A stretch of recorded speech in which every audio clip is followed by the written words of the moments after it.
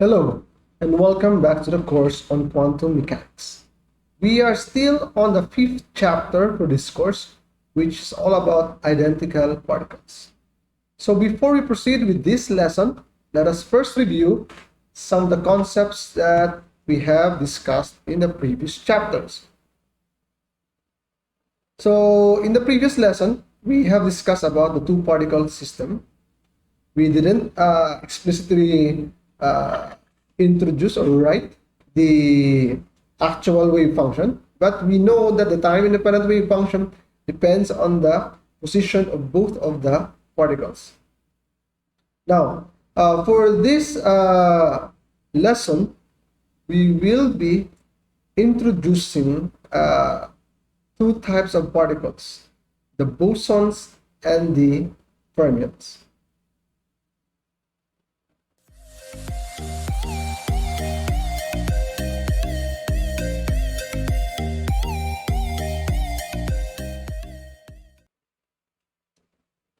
So before we can write the wave function of a two-particle system, we first need to identify if the particles can be distinguished from one another or the particles are identical.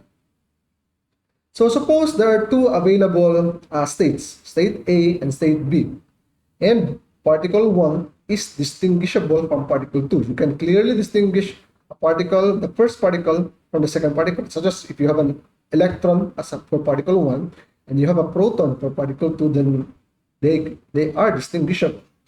Then, if particle 1 is in state A and particle B is in state particle 2 is in state B, then the wave function of the two-particle system is just the multiplication of the wave functions. But there's another scenario. What if particle 1 is in state B and particle 2 is in state A, the reverse? Then we will also have this wave function. So that is the case if you have distinguishable particles. You just multiply the wave functions depending on which state is the a certain particle is. Now, suppose the particles are identical. So you can no longer distinguish particle 1 from particle 2. For instance, you have two electrons. All electrons are basically identical. So the wave functions, since you can no longer know which particle is in which state, then you have to take into account these two possibilities. What if the first is in A and the second is in B, or the reverse? Because they're identical. You cannot know which particle is in which state. So you have to take into account the two possible states. So A here is just a normalization constant. And if you normalize this, you will get A is equal to 1 over square root of 2. Now, there's a plus and minus here. Either you add the possible combination or you subtract the possible combinations. You use the plus if you have bosons, and you use the minus if you have fermions. So bosons have integer spins such as photons, mesons, so spin 1, spin 2, spin 3. And fermions are particles with half integer spins. So this is now, bosons and fermions are another way to categorize particles in terms of their spins. So if you have half integer spins, such as spin 1/2 particles, we focused that one in the previous chapter. So those are fermions. So protons, electrons are fermions. So this is now a table summarizing the statistics that you must use whether you have distinguishable or identical particles. So if you have distinguishable particles, such as a proton and an electron, then you actually just use classical Maxwell-Boltzmann statistics. But if you have identical bosons, so say two photons, so you need to use Bose-Einstein statistics, which is now a quantum statistics. And if you have identical fermions, such as two electrons, then you need to use the Fermi-Dirac statistics, or which is also a kind of quantum statistics. So that one. So take note, even though a proton is a fermion and an electron is a fermion, but in this case, they are distinguishable. So if you have two protons, that's the case of identical fermions. If you have two electrons, that's the case of identical fermions. Now, an additional rule for fermions, identical fermions, is that it's all about Pauli exclusion principle. You have actually learned this in your basic chemistry. So identical fermions cannot occupy the same state. So if you have two electrons in a system, they cannot be in the same state. So for instance, in your chemistry, if one electron is spin up, then the other electron must be spin down. So for the symmetry requirement for bosons and fermions, so for bosons, identical bosons, if you interchange the position of the two particles, the two identical bosons, then the wave function will just be the same. But if you have identical fermions, if you interchange the position of the two particles, then the wave function becomes negative. So it's anti-symmetric. So identical bosons, the wave function for a system composed of identical bosons have symmetric spatial wave functions or position wave functions, while a system composed of identical fermions have anti-symmetric spatial wave functions. So as an example, let's consider the hydrogen bonding and hydrogen anti-bonding. So this is hydrogen bonding. This is actually a symbol for covalent bond. So when in hydrogen bonding, they actually share their only electrons to fill the orbital. So in the covalent bonding, or hydrogen bonding, it's actually an attractive bond, and the wave function of the system is actually symmetric. And the hydrogen actually is in the singlet state. So for anti-bonding, it's actually repulsive, and the states are actually anti-symmetric. And the hydrogen atom here are actually in the triplet states. So if you will recall, the singlet state is this one, S is equal to 0, M is equal to 0. So you will notice that the singlet state is actually anti-symmetric, because if you interchange 1 and 2 because of the negative sign here, minus sign here, this is a subtraction, then you will get a negative wave function or negative state. On the other hand, triplet states are symmetric. Whether you exchange particle 1 and particle 2, it's still the same wave function. Now, how does this happen? If in anti-bonding, if the hydrogen are in triplet state, and the triplet state have symmetric spin wave functions, but the total wave function of the system is anti-symmetric. So you have to recall again that the total wave function of a system is the product of the spatial wave function and the spin wave function. The spatial wave function for the hydrogen atom is actually anti-symmetric, and if you multiply it with the spin wave, an anti-symmetric spin wave function, which is the singlet state, then you get a symmetric wave function for the system. And if you multiply the anti-symmetric spatial wave function with the symmetric spin wave function, then you will get an anti-symmetric wave function, which corresponds to anti-bonding. So let's now have an example. So example 1 is distinguishable particles. So you have two non-interacting particles. So let's emphasize that they are non-interacting, so that the energy is purely kinetic energy. They have no potential interaction potential energy. So two non-interacting particles with the same mass m are trapped in a one-dimensional square well potential. So if you will recall the one-dimensional square well potential, the wave function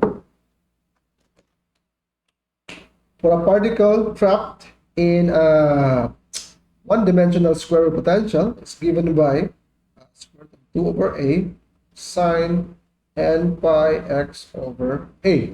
And the energy levels for a particle trapped in an infinite square well potential, one-dimensional infinite square well potential, is n squared pi squared h bar squared over 2m a squared. That one. So you are then asked to find the ground and first excited states of this two-particle system and the corresponding energies if the particles are distinguishable. Okay. So if the particles are distinguishable, then the total energy is just the energy of particle 1, which is N1 pi squared h bar squared over 2 ma squared, plus the energy of particle 2, which is N2 squared pi squared h bar squared over 2 ma squared. And you will get this result. We will just let this constant pi squared h bar squared over 2 ma squared as a constant k for now. So it's just N1 squared plus N2 squared k. So that is the energy, general energy of these two particle system. For the state, since they are distinguishable, so it's just a product of the two states. So the state of particle 1, state of particle 2. Take note that N1 and N2 here can have values from 1, 2, 3, 4, and so on. So particle 1 could be in state psi 1, particle 2 could be in state also psi 1, or psi 2, psi 3, psi 4, and so on. So this is the general two-particle state. This is the general energy. So we are asked to find the ground state and the first excited state. So we first start with the ground state.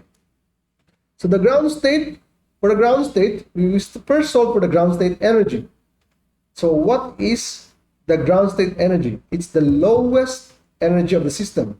So what's the lowest value of this?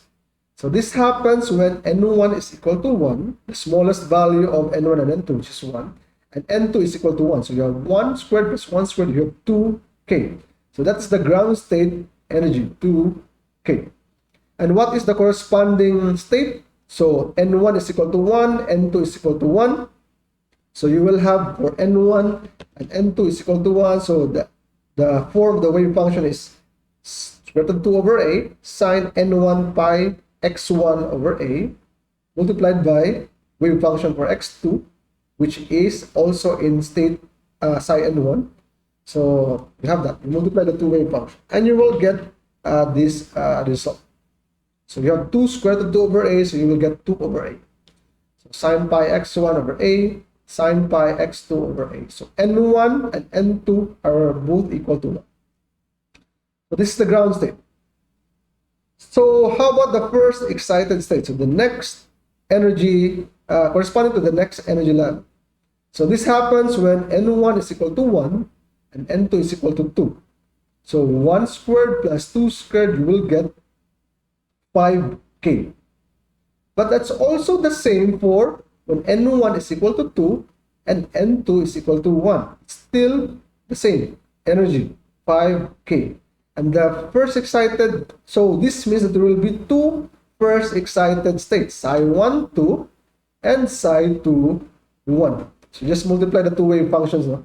Psi 1, 2, and psi 2, 1. So we call this energy level as a degenerate energy level. So the ground state is non-degenerate, meaning one energy level, one state. But the second energy level, which corresponds to the first excited states, is no longer non-degenerate. It's actually degenerate. There are two states corresponding to this energy level 5k. So psi 1, 2 and psi 2, 1. So that's all. Those are the first, and this is the first excited ground state, and these are the first excited states. So let's have another example. It's just a similar problem, but now instead of distinguishable particles, we now have identical particles, and they are bosons, identical bosons. So the same problem, find the ground and first excited states of the system and the corresponding energies. So they will have the same corresponding energy. So energy of particle 1 plus energy of particle 2. But the state is now this one. You now take into account the possible combination. So what if particle 1 is in state N1, particle 2 is in state N2, or what if particle 1 is in state N2 and particle 2 is in state N1? So you take all the possible combinations. So this is the generic energy of the system. This is the general state of the system. So let's first start with the ground state. So again, we first solve for the energy before we solve for the ground state. So again, the ground state is when N1 and N2 is equal to 1. So it's still 2K. Now, when N1 and N2 is equal to 1, use this equation and you will get this one. So use this equation, look for psi1 R1, psi2, psi1 R2, then psi1 R1, psi2 R2. So basically you just add the two, and then you will get this result. So basically it's the same state as the distinguishable case. Basically just multiplying the two, just multiply. The effect is just multiplying the two wave functions. So how about the first excited state? Now, similarly with the distinguishable case, the first excited state energy is 5K. But now, since in the formula we already take into account the possible combinations, then there will be no state 1, 2, and 2, 1 are basically in this state, psi 1, 2. Because this is 1, 2, this is 2, 1. We already took into account the possible combinations. So this, from this formula, you get this result. Again, in solving the wave functions for each of the energy, or for each of the state, use the single particle wave function. That one. So the only difference now with the identical bosons case with the distinguishable case is that the second energy level is also non-degenerate, because you already 1, 2, and 2, 1 are basically in one state, are taken into account in one state. The psi plus 1, 2. So this is actually a quantum effect. So if you go to quantum mechanics, most of the or the energy levels actually become non-degenerate, meaning there's only one state per energy level. So that's what's happened when you go to the quantum realm. So how about the case for identical fermions? Same problem. Find the ground and first excited states if the particles are identical fermions. So again, the same general total energy of particle 1 plus energy of particle 2, but the general state of the two particle system will now be this one. So it's now a minus here, because this is now identical fermions. So for the ground state, we need to take into account Pauli exclusion principle. So no two identical fermions can occupy the same state, meaning N1 cannot be equal to N2. It must not be in the same state. It must not be in the same state psi 1. Therefore, the ground state energy will be 5K. That is when one particle is in state psi 1, the other particle is in state psi 2. Take note, we don't know which particle is in which state, but we know that one of the particles is in state psi 1 and one of the particles in state psi 2. And we take all the possible scenario combinations and we obtain this ground state. So this is now the ground state of two identical fermions trapped in a one-dimensional square potential. Now, for the first excited state, again, N1 and N2, or the particle 1 and particle 2, cannot be in the same state. So therefore, 2, 2 and 1, 2, 2 is not an option, and the next energy level will be 1, 3. So one particle is in state psi 1, the other particle is in state psi 3. So 1 squared plus 3 squared, you will get 10K. So that is the first excited state energy level. And using the same formula, this formula, you get the first excited state for a two-particle fermion system. And take note, the energy levels are also non-degenerate because this is now a quantum effect. So when you go to the quantum realm, when you make your system very, very small, and they are composed of identical particles, then the energy levels become non-degenerate. So for our last example, verify that the ground state of two non-interacting identical fermions in a harmonic in an infinite square wave potential, it's actually a continuation, is an eigenfunction of the Hamiltonian. So the Hamiltonian acting on psi minus 1, 2, the ground state of the identical fermions in one-dimensional infinite square wave potential obeys the time-independent Schrödinger equation. It's an eigenvalue equation. So if you can show that you obtain this one, then this means that psi minus 1, 2 is an eigenfunction of H, the Hamiltonian. So I will not be solving this thoroughly. I will just discuss the main concepts used in here. So the Hamiltonian of the system is just the kinetic energy of particle 1. So you get H bar squared over 2m. And since this is just one dimension, so you will just have psi I will just use H of psi.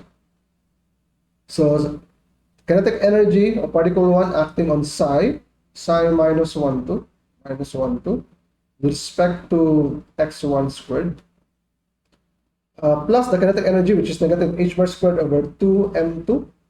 Since they are identical, they have the same mass. H bar squared over 2m partial of psi of minus 1, 2 with respect to particle 2, x2 squared. That one. So all we need to do is to take these derivatives. We already have obtained the ground state before in the previous problem. So use the ground state in the previous problem in example number 3. And sorry, this should be second derivative, partial square. And take the second partial derivative of that psi minus 1, 2 with respect to x1 and with respect to x2. And substitute in this value, and you should obtain, should be equal to, the ground state is actually 5k, so this should be equal to 5k tapos psi minus 1, 2. So that one. So it's just very easy. You just need to take the second derivative of the ground state with respect to x1 and the second derivative of the ground state with respect to x2. And you can show that it looks like this. So that one. So that is the end of the lesson. So for the next lesson, we will progress to many particle systems until we reach a solid. So basically in the next chapter, we will be talking about the quantum theory of solids. So I will see you again in the next lesson.